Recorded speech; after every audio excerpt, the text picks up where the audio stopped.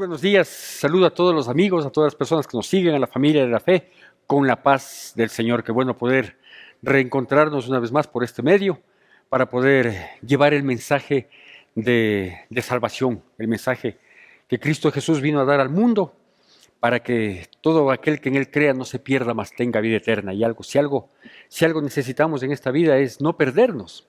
El mundo va en esa dirección, el mundo va en ese desenfreno inclusive, pero tenemos esta opción de ser salvados, de ser puestos a salvo por Cristo Jesús. Bueno, permítame compartirle un mensaje de la palabra de Dios que se encuentra en el Evangelio de Lucas, capítulo 17, del versículo 11 al versículo 19. Lucas, capítulo 17, versículos del 11 al 19, que va a salir en su pantalla. La palabra de Dios dice así, con atención y con la debida reverencia que amerita la palabra de Dios.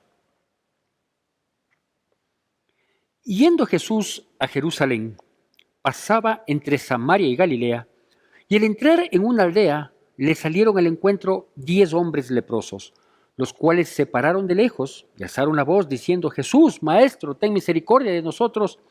Cuando él los vio, les dijo: Id, mostraos a los sacerdotes. Y aconteció que mientras iban, fueron limpiados. Entonces uno de ellos, viendo que había sido sanado, volvió glorificando a Dios a gran voz, y se postró rostro en tierra a sus pies, dándole gracias, y este era samaritano. Respondiendo Jesús dijo: ¿No son 10 los que fueron limpiados? ¿Y los 9 dónde están? ¿No hubo quien volviese y diese gloria a Dios, sino este extranjero? Y le dijo: levántate, vete, tu fe te ha salvado.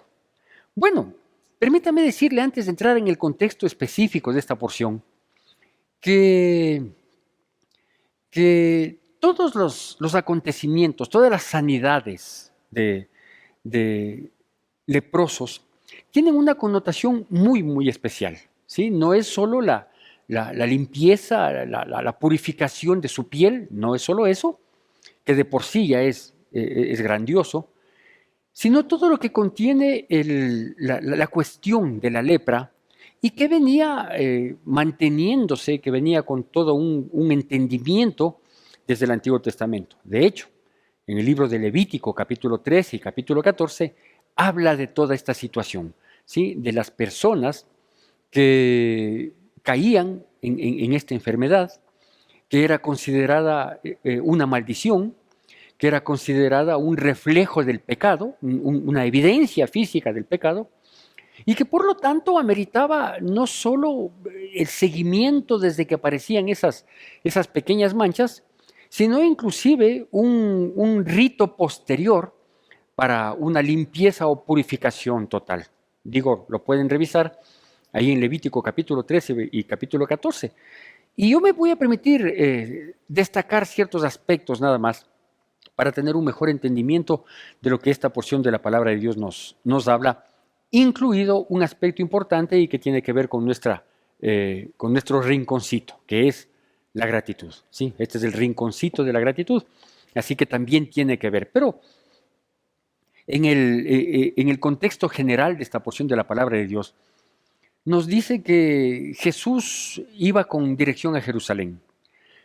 Y entre el sector de Samaria y Galilea, pues entró a una aldea en donde salieron al paso 10 desesperadas, ansiosos, preocupados, tristes y dolorosos inclusive, leprosos. ¿Por qué? ¿Por qué me permito dar todos estos calificativos a leproso?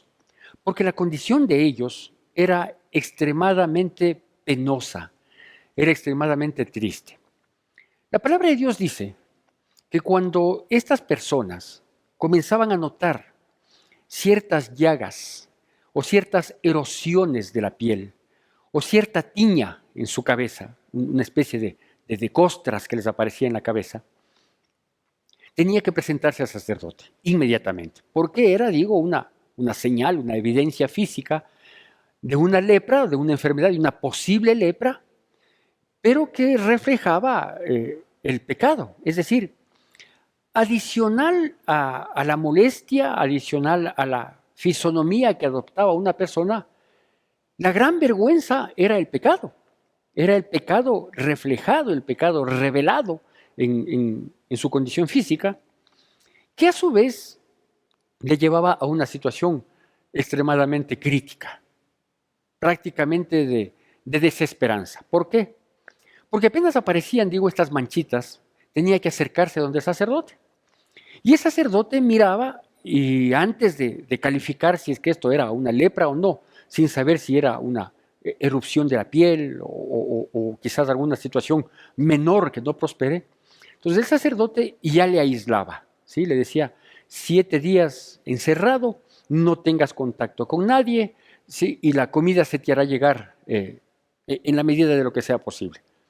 A los 7 días nuevamente salía, se volvía a presentar al sacerdote y veía si es que aquella llaga se había hundido más, se había hendido más, si es que había un poco de vellosidad alrededor de la llaga, qué color tenía esa vellosidad, ¿sí? Y mientras tanto, si es que no se llegaba a determinar, pues 7 días más. Y así lo hacía por 3 veces. Es decir, de inicio ya tenía esta persona un aislamiento de aproximadamente 21 días. ¿Qué es lo que podía pasar en esos 21 días? Bueno, lo que podía pasar en esos 21 días es o se determinaba que no era lepra, que había sido una erosión de la piel, que posiblemente la piel sufrió una quemadura y esa quemadura simplemente se volvió una infección, un proceso infeccioso que fue superado en los 21 días. O lo más triste es que efectivamente, mirando el desarrollo, mirando el proceso que siguió estas pequeñas llagas que prontamente cambiaron de coloración, inclusive la vellosidad cambió de coloración, etcétera, etcétera, y hasta el olor, ¿sí? Comenzó a tomar un olor medio feo, putrefacto, le llevaba a determinar que esta persona debía tener un aislamiento permanente, ¿sí? Pero tenía que salir del campamento. Entonces eran echados fuera de los campamentos, no digo lo más lejos posible, pero sí a una distancia considerable, porque además se estimaba que esta enfermedad podía ser contagiable. No sabemos si en esa época efectivamente podía haber sido contagiable, no sabemos si es que esto era proporcionado por algún virus, por algún animalito, por una bacteria, no tenemos idea, ¿sí? Lo que sí sabemos es la condición a la que pasaba esta persona, a un aislamiento total, a un distanciamiento total y prácticamente a un olvido total. Los leprosos eran expulsados del campamento y ubicados en un mismo sector, en un sector en donde no haya una productividad agrícola, en donde no haya una productividad ganadera. ¿Por qué? Porque si ellos topaban los frutos de un árbol, si topaban un animalito para servirse, para prepararlo, etcétera, etcétera, todo eso se consideraba inmundo. Era tal la situación de desamparo de estas personas, que una vez que iban fuera del campamento, que eran echados fuera del campamento, había muy poca probabilidad de que ellos entraran en un proceso de sanidad, de cambio, de mejoramiento. ¿Por qué? Pues simplemente porque si estaban entre ellos y no había ningún otro rito, no había ningún proceso de sanidad, no había una buena alimentación, no había un cuidado, no había una protección, ellos mismos tenían que con lo poco que encuentren en los espacios, digo, que no eran precisamente espacios ocupados por la agricultura, por la ganadería, entonces no es que tenían tampoco mucho como para hacerse sus casas, sus tiendas, de tal manera que ellos seguían expuestos al sol y eso terminaba empeorando estas huellas, estas cicatrices, estas señales que habían sido el motivo para ser sacados de en medio de su pueblo. Pero aquí hay que considerar otro aspecto. Cuando ellos eran descubiertos y el sacerdote determinaba que efectivamente ellos tenían lepra, en su salida desde su lugar de vivienda, cuando eran expulsados, Ellos tenían que salir publicando su situación, es decir, ellos salían gritando a viva voz diciendo, inmundo, soy inmundo, para que la gente por un aspecto se alejaran, se separaran, no se acercaran, y por otro lado para recibir el menosprecio, para recibir el desdén del comportamiento de la gente al saber que se encontraba en esa condición. Es decir, todas estas cosas agravan terriblemente la situación de un pobre leproso. Podemos inclusive ya imaginar un poquito más, sin despegarnos de una realidad, que ese leproso pudo haber sido un padre de familia, que repentinamente en el término de 21 días terminaba abandonado a su familia, dejando a sus hijos a la deriva. Podía haber sido un hijo que sostenía, sustentaba o apoyaba a la familia. Es decir, no había consideración de la situación, ni tampoco el sacerdote y la ley que determinaba todo este rito para el tratamiento físico y espiritual hasta cierto punto de la pobre persona que caía en esta condición.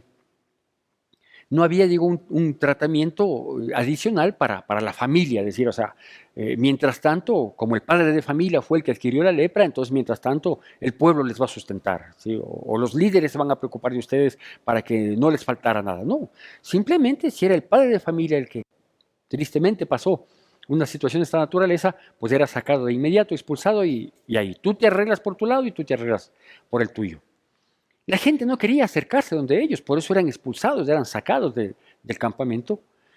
Y quizás los misericordiosos familiares, allegados, más íntimos, solían ir a dejar comida medianamente cerca de donde ellos estaban.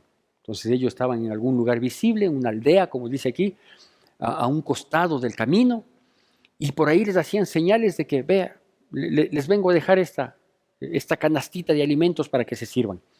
Pero no es que se iba todos los días.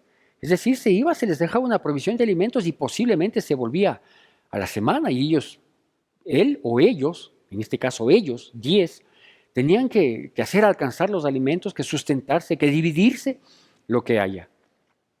Pero de a poco la gente se iba olvidando de ellos. Es decir, que ellos terminaban muriendo no tanto por su enfermedad, porque obviamente no era una enfermedad mortal, sí era una enfermedad muy dolorosa, más aún sabiendo que para la época no había medicación para que alivie el dolor, para que baje la inflamación, qué sé yo, sino que también era dolorosa en cuanto al aspecto emocional, sentimental, y ellos morían más por falta de comida, por falta del cuidado misericordioso de quienes un día estuvieron preocupados, pero ante esa situación no podía hacerse mucho más.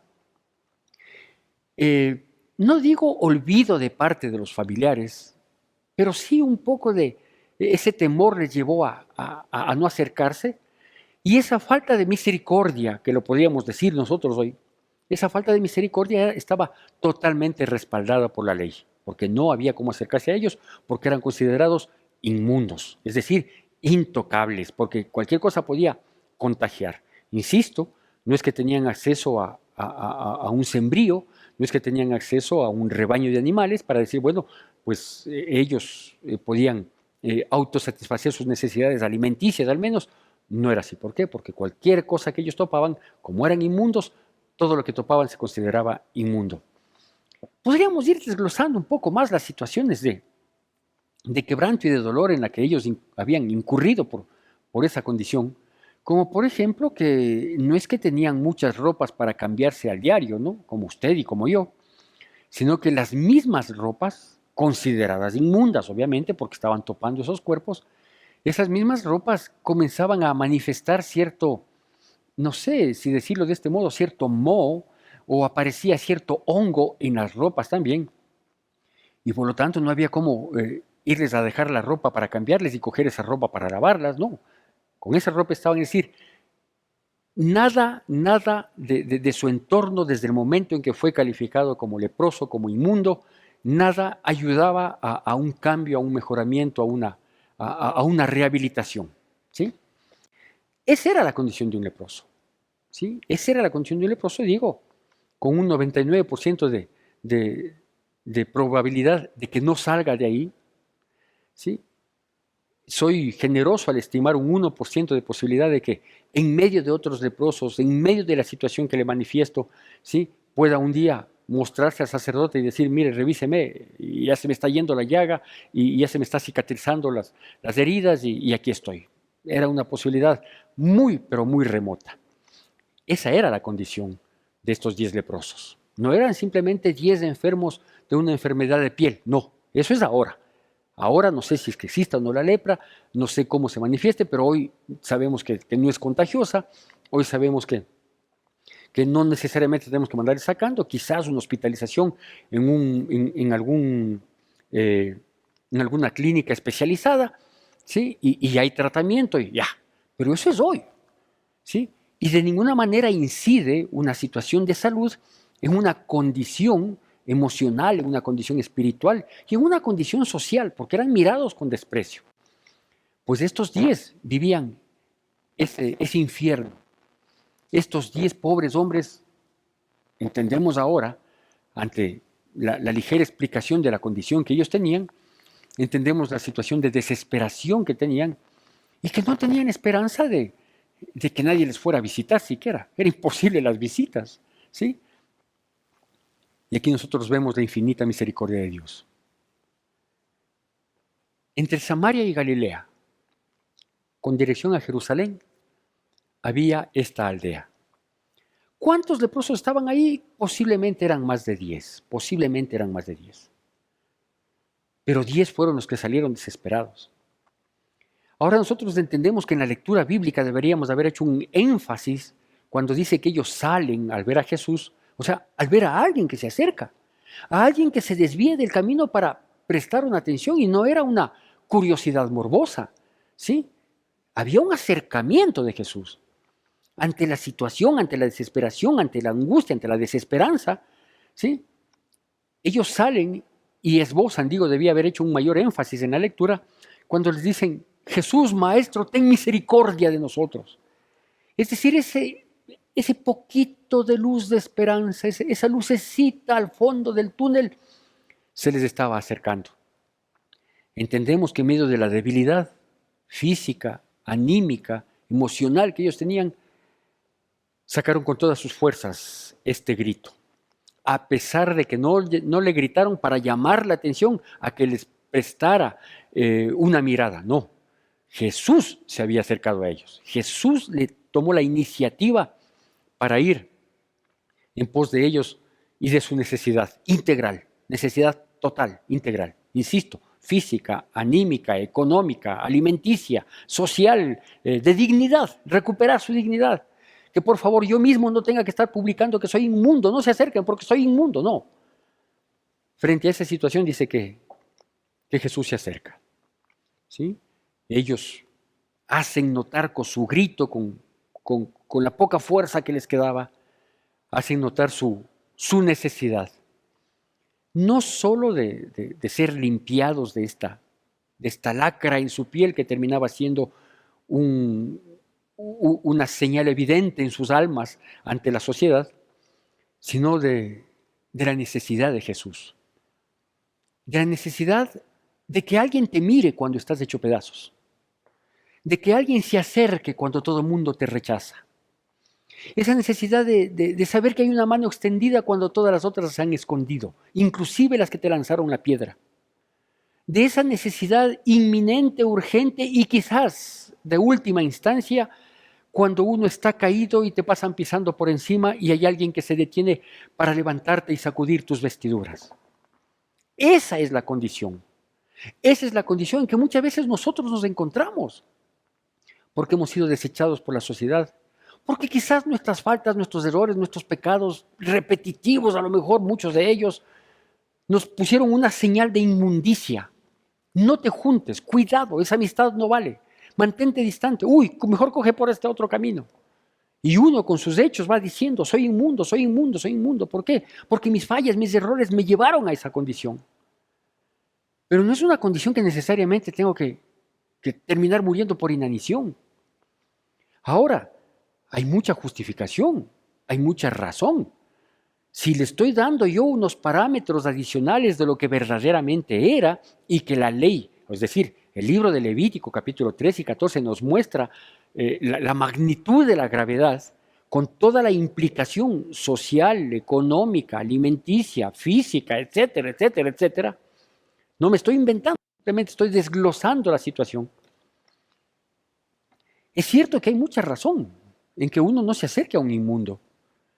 Es cierto que uno debe evitar la contaminación, claro que tiene que evitar la contaminación, el contagio, la cercanía, por supuesto que sí, porque si esa era la condición y las personas que no estaban con la lepra debían mantenerse ajenas, distantes, pues es muy lógico, es muy razonable. No podemos juzgar al resto. Y si efectivamente a los leprosos les sacaban del campamento y les botaban en un lugar para que ellos formen su aldea, ¿sí? Hasta cierto punto, por un lado es legal y por otro lado es entendible. Así que no estoy juzgando el abandono a ellos, estoy juzgando la condición de ellos, o mejor dicho, estoy mostrando la condición de ellos, de su angustia, de su necesidad, de su desesperanza, que son sentimientos que pasan en nuestras vidas. Angustia, desesperanza, dolor, quebranto, abandono, olvido. Y que nadie más se te acerca, ¿no? Y que nadie más se te acerca. Porque el que un día te dio una mano, será que te da una vez más, pero no puede estar al pie del cañón para solucionarte tu problema. Porque no todo el mundo tiene el tiempo para solucionar el problema ajeno. Porque no todo el mundo comprende tu situación. Porque todo el mundo entiende el dolor y el quebranto que está en el alma y que quizás no se refleja lo suficiente. Porque unas lágrimas, un clamor, a veces no refleja lo que verdaderamente siente el alma. Pero es Jesús el que se acerca. Y Él se acerca. Ingresa. Tiene una distancia no permitida, pero Él sabe por qué lo hace. Es que Él no puede ser contaminado, es que Él no puede ser contagiado. Su condición de santidad, su condición de impoluto, su condición de Dios, sabe que le hace inmune al contagio de la mancha, de la lacra, del pecado, de la angustia. Se acerca y ellos le vuelven a hacer el pedido. Maestro, por favor, límpianos. Y Jesús, conocedor de la ley, les dice, perfecto, vayan, preséntense al sacerdote. Aquí juega mucho el aspecto de la fe. Ellos quizás su desesperación, su angustia, se estaban jugando su última carta, pues salieron en estampida. Pero cuando salieron a presentarse al revés de lo que decía la ley, ¿sí? Para presentarse al sacerdote uno primero debía tener señales, muestras de una mejora, de una involución de la enfermedad.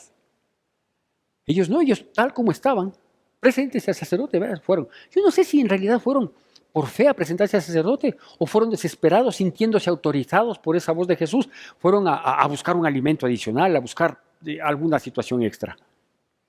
La cosa es que fueron. Y mientras iban, dice la palabra, ellos fueron sanados.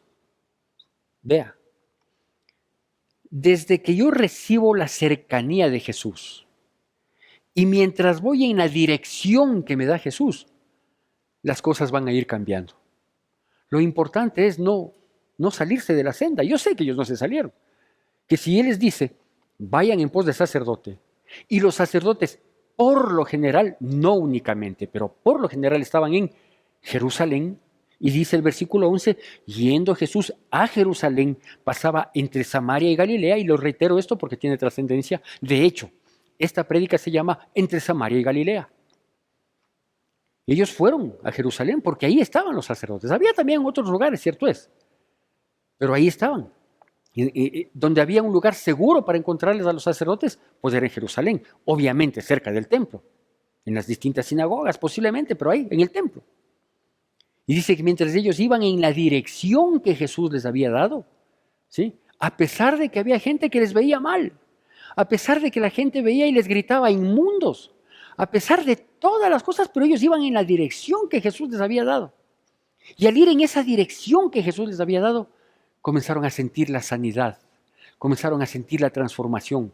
Porque eso es lo clave, hay que mantenerse en la dirección que Dios está dando en nuestras vidas, porque en el trayecto nosotros vamos a ir siendo cambiados, mejorados, restaurados, sanados, perdonados inmediatamente, pero las evidencias del perdón, el cambio de situación en el proceso, en el trayecto. Por eso es que no hay que detenerse. Si ya tenemos una dirección, si ya por su misericordia infinita Jesús se acercó a nuestras vidas y nos da una dirección, dice, esta es la senda, por ahí, sigue yendo a la iglesia, sigue asistiendo a la iglesia. Es que los problemas siguen esa dirección. Y mientras estamos en esa dirección, las cosas van a ir cambiando. ¿Que hay dolor? Claro que hay dolor. ¿Que la llaga todavía me supura? Claro que sí. Pero sigue, mientras iban. La Biblia dice, por ejemplo, que cuando el pueblo de Dios salió de Egipto, de aquella esclavitud, Dios puso una nube para que le guiara durante el día y la misma que se transformaba en una nube de fuego en la noche. Y dice, con el propósito de que no se detengan, de que vayan siempre en la dirección de Dios. Si ya estamos en la dirección de Dios, no sabemos hacia dónde vamos. A veces ni siquiera sabemos cuál es el siguiente paso ni qué vamos a enfrentar en el siguiente paso. Pero vamos en esa dirección. Sigue leyendo la Biblia, sigue orando, sigue escuchando música cristiana, sigue asistiendo a la iglesia, sigue revisando los videos, y continúa con tus devocionales, sigue en esa dirección, que en el trayecto ahí se van dando las cosas. Dios no es mago para que pase una frazada por alrededor de tu vida, de tu alma, de tu mente, de tu corazón, de tu cuerpo, de tus finanzas, ¿sí? Y al pasar la frazada, muestre de un lado o del otro y vea el resultado. No, eso se llama magia y eso no va con Dios. La cosa es mientras iban en la dirección de Dios. Pero no solo eso, sino que efectivamente llegaron allá y pasó tristemente lo que muchas veces pasa. Que si es clave mantenerse en la dirección de Dios, es mucho más clave no olvidarse del Dios que nos dio la dirección. ¿Por qué? Porque digo, es tristemente típico, es tristemente mayoritario lo que suele suceder. Que cuando tenemos un problema, que cuando tenemos una dificultad, que cuando nos sentimos relegados, que cuando nos sentimos abandonados, cuando vemos que nuestras fuerzas se han acabado, y Jesús se acerca y nos alienta y nos da una dirección. Y que mientras vamos en esa dirección, vemos que las cosas van tomando un giro, vemos que hay una luz al fondo del camino que se va agrandando, vemos que las fuerzas se van renovando, vemos que tenemos entendimiento en unas cosas, en otras posiblemente no, pero tenemos el ímpetu para seguir. Cuando vemos que se solventa un problema, que es lo que pasó con ellos. Fueron sanados. Al llegar a donde los sacerdotes, dijeron, ¿y ustedes qué hacen aquí? Pero la gente les grita inmundo. Dice, no, mira, revisa nuestras llagas. Están bien. Les mandó a que se limpiaran, igual tenían que quedarse 7 días más, y quedaron sanos. Solucionado el problema. Se solucionó el problema y no volvieron a pedir otra dirección. Ni siquiera agradecer. Y eso es lo que pasa. Por eso le digo que esta prédica se llama más que el leproso sanado, más que el milagro providencial, no. Esta se llama Entre Samaria y Galilea. ¿Qué? Porque el objetivo es permanecer en Jerusalén, es llegar y permanecer en Jerusalén. Jerusalén es el lugar de paz, ¿sí? Hay varias interpretaciones del nombre, hay varios significados que se da el nombre, pero creo que el nombre que más se acerca, no solo en la parte etimológica, sino en la interpretación espiritual, es fortaleza de paz. Jerú Shalom, fortaleza de paz. Y es ahí donde Dios quiere que estemos. Porque estando ahí vamos a recibir la dirección, en una fortaleza de paz, que no dice que es una fortaleza donde siempre hay paz, no, es donde hay paz a pesar de la tormenta, es donde hay paz a pesar de la dificultad, es donde hay paz a pesar de la limitación. Jesús iba para allá, y es allá donde les manda a presentarse al sacerdote. Y es ahí donde ellos llegan y reciben la bendición. Y es ahí donde se les solucionó el problema triste, espantoso, doloroso, de quebranto que estaban viviendo, de desolación, de angustia. Ahí se les solucionó el problema. Uno regresa. con gratitud. Querido Dios, gracias por todo. Uno regresa con gratitud, uno regresa no solo con el ánimo de decirle gracias, sino a reconocer su grandeza, el verdadero favor recibido, porque vea, para uno ser grato, uno tiene que evidenciar el verdadero favor recibido. No es que ahora que ya estoy bien, no fue gran cosa lo que me hizo. No, no, no, perdóneme. A veces actuamos así con las personas y lo más triste, a veces actuamos así con Dios, ¿no? Porque ahora, claro, estoy bien, hoy tengo salud, hoy tengo vida, tengo mi esposa, tengo mis hijos, tengo el pan de cada día, tengo un techo.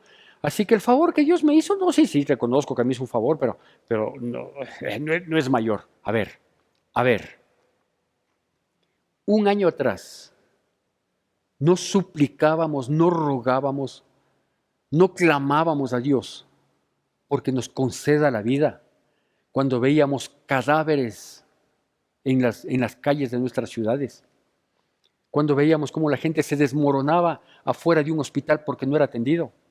Entonces, hoy la vida ya, no hay problema. No es que la vida tenía más valor hace un año, porque la vida es la vida y tiene un valor enorme. Pero una cosa es apreciar cuando la tengo porque ha reinado un poco la tranquilidad, porque de uno u otro modo se está saliendo del problema. Una cosa es recibir un bocado de pan cuando no hemos comido 3 días y le alabamos y le glorificamos a Dios por ese bocado de pan después de 3 días. Y otro es decirle gracias por el bife que me acabo de comer cuando el día de ayer quizás comí alguna otra comida exquisita. La gratitud va en la dimensión. Yo había mencionado la semana anterior, si mal no recuerdo, cuando comenzamos con esta nueva escenografía y con una prédica de gratitud precisamente, que la gratitud no tiene que ser solo declarada, sino demostrada. Y este hombre fue a declarar y a demostrar su gratitud. Porque él fue no solo a decir gracias, no solo a decir, mira, estoy consciente del favor recibido, sino que se postró ante Jesús, rostro en tierra, se inclinó, le fue a buscar donde estaba. Donde sea que esté, Señor, yo tengo que encontrarte porque tengo gratitud en mi vida. Bueno, ¿por qué se llama entre Samaria y Galilea? Porque la condición de las personas es así. ¿Qué significa Samaria? Samaria es estar un poco lejano de Dios, no del todo, y de sus mandamientos. Porque Samaria es la capital del reino del norte que experimentó más paganismo que cristianismo.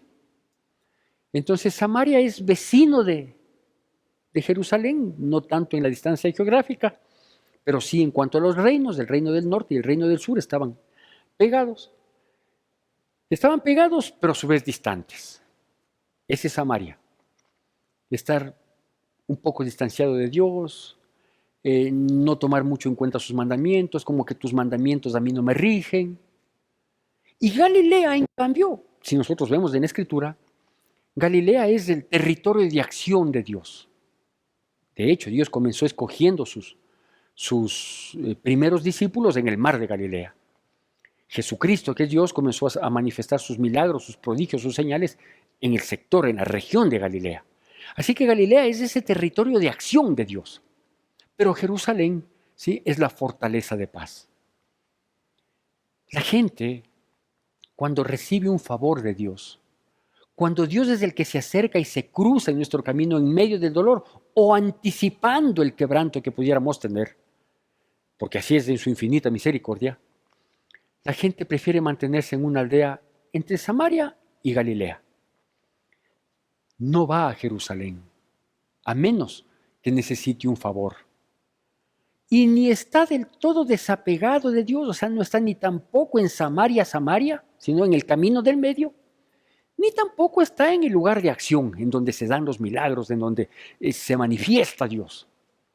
Están en el medio, conformados, acoplados, Acostumbrándose porque el hombre es un ser de costumbres. Se acopla a lo que sea. Espiritualmente no procede esto. En otras circunstancias sí. De hecho, yo mismo lo he repetido varias veces cuando digo que uno tiene que acoplarse a las circunstancias y ponerle el pecho a las balas y ver qué cara se le pone al mal tiempo. Pero en el aspecto espiritual no puede ser así. Uno no puede tener una cara para cada situación. Si Dios se acerca a nuestras vidas y nos manda en una dirección, hay que permanecer en esa dirección. Y cuando lleguemos a la fortaleza de paz, que significa Jerusalén, tenemos que permanecer en esa dirección y permanecer en ese lugar. ¿Qué recibieron estos 10 leprosos? Bueno, estos 10 leprosos recibieron una sanidad en sus cuerpos. Sanidad que comenzó a traer paz y tranquilidad a sus vidas, porque aquel calificativo de inmundos y aquella vergüenza pasada ya quedó de lado. Trajo una reconciliación con la familia, un acercamiento nuevamente con la familia, una unión con la familia. Amén, gloria a Dios. Trajo también la bendición de comer todos los días. ¡Qué maravilla! Trajo una reincorporación a la sociedad. Perfecto. Pero de los 10, solo uno obtuvo salvación. A los otros se les solucionó gran parte del problema, pero perdieron la mayor parte del milagro, la salvación. Mis queridos amigos, hermanos, familia en la fe, personas que nos siguen por este medio, las Escrituras nunca han tenido tanta vigencia como la estamos teniendo hoy. Cualquier porción de la Escritura que Dios nos guíe, que vayamos a revisarla, a mirarla, tiene una aplicación permanente, tiene una vigencia impresionante, tiene una guía, se vuelve una luz maravillosa. Ya porque describe lo que estamos viviendo, ya porque anuncia lo que tenemos que hacer, ya porque recuerda los parámetros bajo los cuales tenemos que vivir, ya porque consuela nuestras vidas, porque alienta nuestras almas, porque nos levanta si es que hemos caído. Pero hoy más que nunca debemos saber que debemos procurar no solo cubrir y suplir todas las necesidades, que de hecho las hay. Yo estoy consciente porque yo también vivo en este planeta, yo también tengo mis pies aquí, sobre la tierra. A mí me pasa lo que a usted. Pero no podemos descuidar lo más importante, que es nuestra salvación. Aceptar a Cristo Jesús en nuestro corazón diciéndole que Él es el Señor y dueño de nuestras vidas. Pedirle que Él venga a morar en nuestro corazón y nuestra mente para que dirija nuestras vidas y comience a decidir sobre nosotros. Y poder ser esforzados y valientes para caminar en la dirección que Él nos da, tomados de la mano de Él, para no distraernos, para no desviarnos y sobre todo, para permanecer en gratitud. Que Dios bendiga poderosamente nuestras vidas en Cristo Jesús. Todo lo puede tu amor, todo lo mueves con tu mano para dar bendición. Hasta el mar se abrirá para que yo pueda pasar. Por eso mi voluntad es para ti, a tus pies, a tus pies, a tus pies, oh Señor, a tus pies, a tus pies, a tus pies.